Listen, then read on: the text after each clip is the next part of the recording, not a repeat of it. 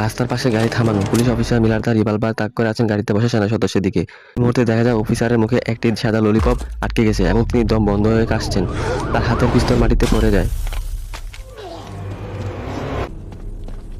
Officer মিলা মাটিতে হাঁটু গেড়ে বসে দম নেওয়ার চেষ্টা করছেন। সেনা সদস্য গাড়ি থেকে নেমে আসেন এবং তাকে সাহায্য করার জন্য চেষ্টা করেন।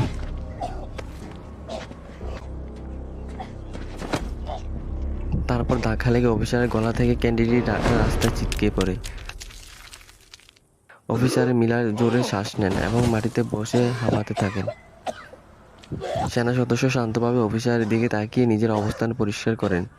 সাবেক সেনা সদস্য গম্ভীর ও শান্ত কণ্ঠে, আমি আপনাকে আগে বলেছিলাম, আমি তাকে খুন করিনি।